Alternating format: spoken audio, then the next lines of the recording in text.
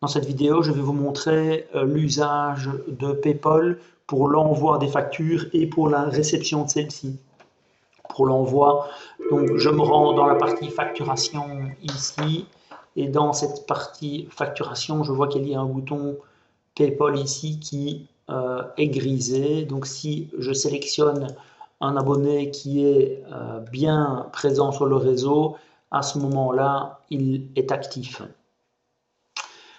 Pour qu'il soit actif, il faut que dans la fiche du client, l'onglet détail de l'adresse d'expédition soit correctement rempli dans l'onglet adresse. Donc dans adresse, il faut que activer PayPal soit coché et que l'identifiant PayPal soit rempli correctement. Si vous ne le connaissez pas, vous pouvez cliquer sur cette icône qui permet de lancer une recherche sur le réseau PayPal et d'enregistrer donc l'identifiant PayPal. Une fois donc c'est rempli correctement, vous avez la possibilité d'envoyer la facture sur le réseau.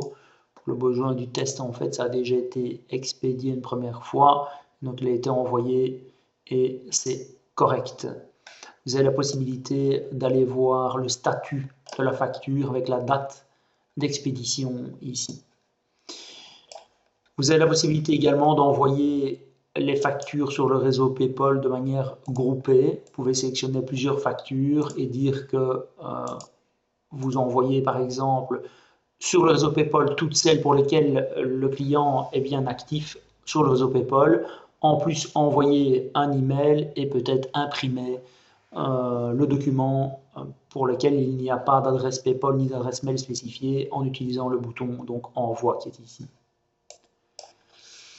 Ensuite, on va voir pour la réception des factures PayPal. Donc là, je me rends sur cette icône-ci qui permet d'afficher les dossiers entrants. Donc les dossiers entrants des factures PayPal vont permettre d'afficher les factures qui sont disponibles. Et donc, elles seront exploitables directement par votre programme de comptabilité, donc avec l'importation des fichiers XML. Et d'autre part, vous avez un PDF qui vous permet donc de visualiser le document. Cet import a lieu automatiquement pour peu que GECO soit démarré, donc sans aucune intervention de votre part. Donc, il suffit simplement d'aller sur cette icône pour que les factures PayPal soient visibles et disponibles. Je vais aller dans les paramètres. Et dans les paramètres, je vais montrer la fiche société dans laquelle on retrouve les champs qui sont indispensables pour être abonné au réseau PayPal. Donc c'est ceux qui sont remplis en bleu clair ici, et ça ce sont tous les champs qui sont repris comme identification sur le réseau pour cette société.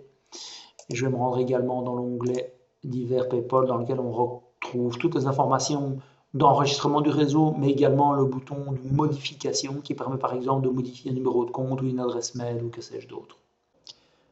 En plus, sur cette interface, on a la possibilité d'activer et rechercher PayPal pour tous les clients belges assujettis à la TVA en cliquant sur ce bouton. Ça permet en fait de repasser en revue toutes les fiches clients, d'activer la case à cocher PayPal dans l'onglet adresse et d'encoder l'identifiant PayPal dans la fiche, donc sans devoir passer en revue chaque fiche une par une. Voilà, donc PayPal c'est facile.